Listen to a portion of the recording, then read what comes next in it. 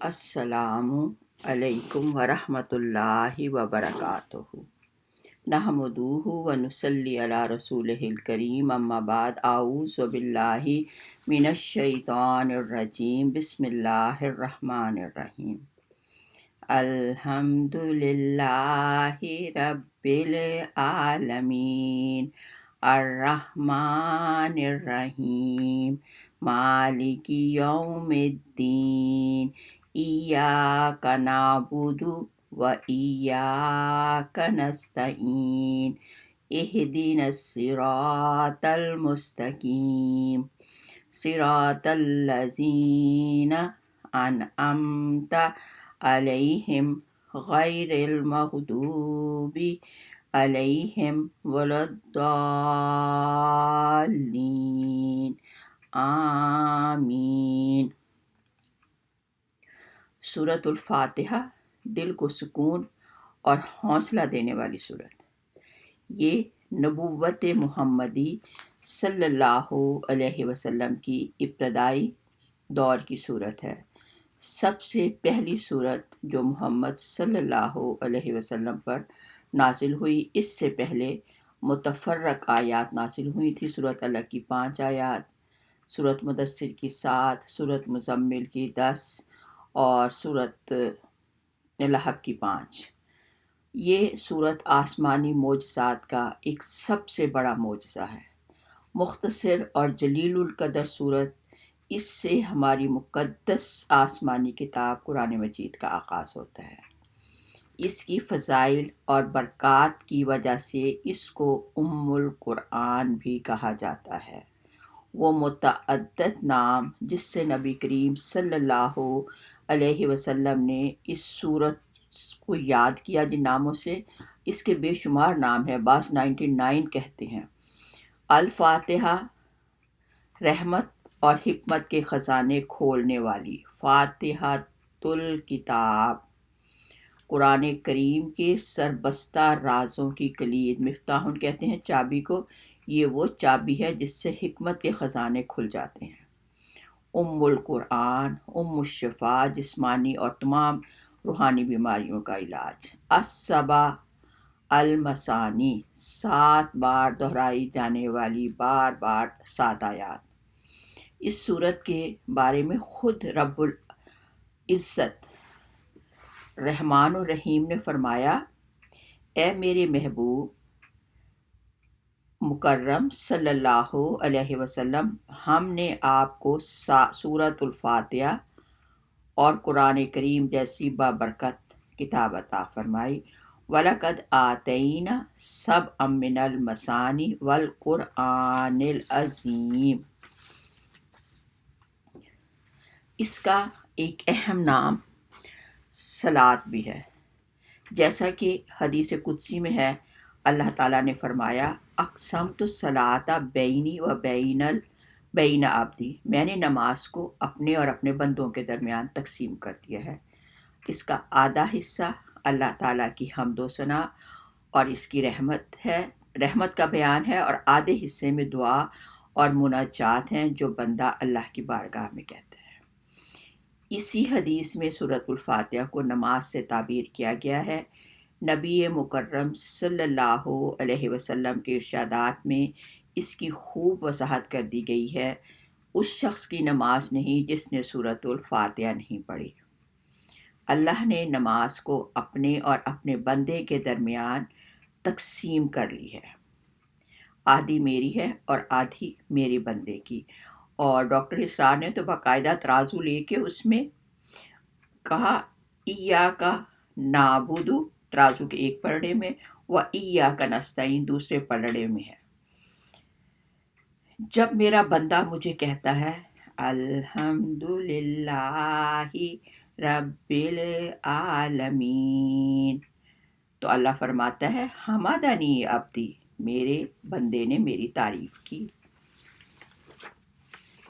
الحمد للہ رب العالمین جو شکر اور تعریف کا جامع کلمہ ہے۔ حمد، اللہ کی تعریف ہی وہ بہترین وسیلہ ہے جس کے ذریعے ایک سچا مسلمان اپنی دعا مناجات کا آغاز قیام، رکوع اور سجود سے کرتا ہے۔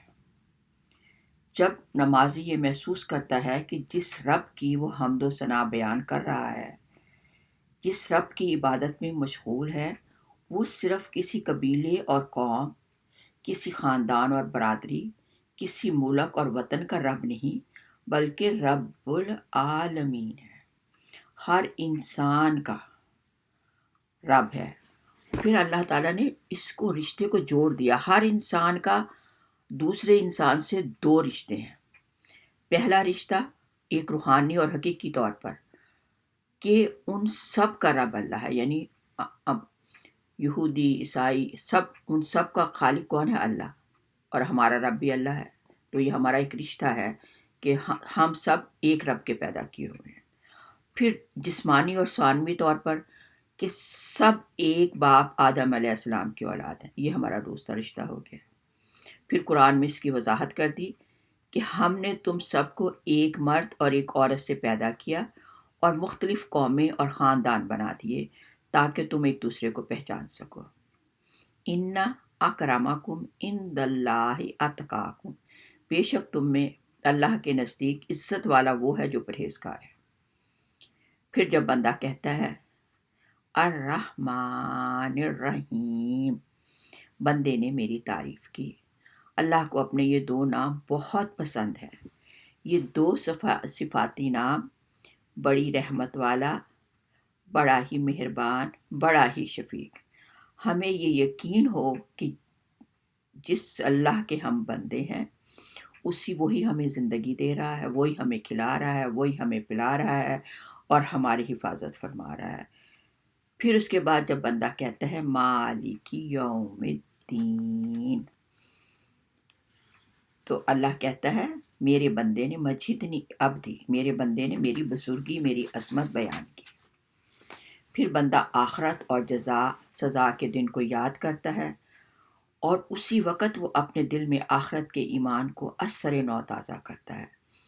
پھر جب بندہ کہتا ہے ایاک نعبد و ایاک نستعین، یہ میرے اور میرے بندے کے درمیان ہے، جو کچھ مجھ سے وہ مانگے اسے سب کچھ ملے گا۔ عربی زبان جس میں قرآن مجید نازل کیا گیا، عربی زبان میں نازل کیا گیا، جس کو عالمی اور سرکاری زبان قرار دیا گیا نماز کی، یعنی نماز کی عالمی اور سرکاری زبان قرار دیا گیا، تو وہ پورے زور اور یقین کے ساتھ کہتا ہے ایاک نعبد و ایاک نستعین، وہ نہیں عبادت کرتا کسی کی سوائے اللہ کے اور نہیں مدد چاہتا کسی کی سوائے اللہ قادر کریم کے۔ تمام کتابوں کا خلاصہ قرآن مجید کا خلاصہ سورۃ الفاتحہ اور سورۃ الفاتحہ کا خلاصہ ایاک نعبد و ایاک نستعین۔ پھر بندہ اللہ تعالیٰ سے صراط مستقیم کی اہدنا الصراط المستقیم، پھر ہر بندہ اللہ سے ہدایت کی دعا کرتا ہے، اور یہ وہ ہدایت ہے جو ہر انسان کے لیے ضروری ہے۔ پھر قرآن مجید میں اللہ نے کہا کہ عام انسانوں کو انبیاء، صدیقین، شہداء اور صالحین کی پیروی کا حکم دیا گیا کہ اولئک الذین انعم اللہ، کہ وہ جن پر اللہ نے اپنا انعام کیا، وہ کون تھے؟ نبی تھے، انبیاء علیہ السلام تھے، جنہیں اللہ نے چن لیا تھا اپنی ہدایت کے لیے، پھر صحابہ اکرام تھے، پھر شہداء تھے، پھر صالحین تھے۔ ہمیں اپنی زندگی میں ان کی ہدایات کو فالو کرنا ہے، قرآن، حدیث، سنت، اور اس کے بعد انبیاء اور ان کی، اور اسی کے ساتھ ان لوگوں سے بے تعلقی کا مطالبہ کیا۔ اہدنا الصراط المستقیم صراط الذین انعمت علیہم وغیر المغضوب علیہم، کہ ان سے کٹ کر رہو جو ہدایت کی راہ سے ہٹ کر تباہی اور خودکشی کے راستے پر چل پڑے، صحرا میں پیدا ہونے والے، صحرا میں پرورش پانے والے اس امی نبی صلی اللہ علیہ وسلم کی زبان سے کتنی تاریخی حقیقت بیان کر دی۔ عیسائیوں کو دالین کے وصف اور رقب سے مخصوص کیا، اور یہودیوں کو ولدالین کا لفظ آیا، عیسائیوں کے لیے ولدالین اور یہودیوں کے لیے المغضوبی علیہم کے الفاظ استعمال کیے گئے۔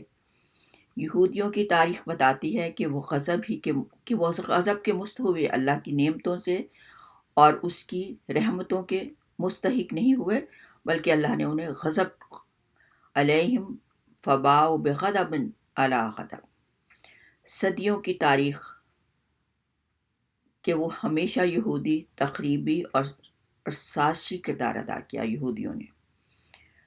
پھر یہ بھی قرآن کریم کا ایک معجزہ ہے کہ عیسائیوں کے لیے الضالین کا لفظ استعمال کیا۔ دالین کے کیا معنی ہیں؟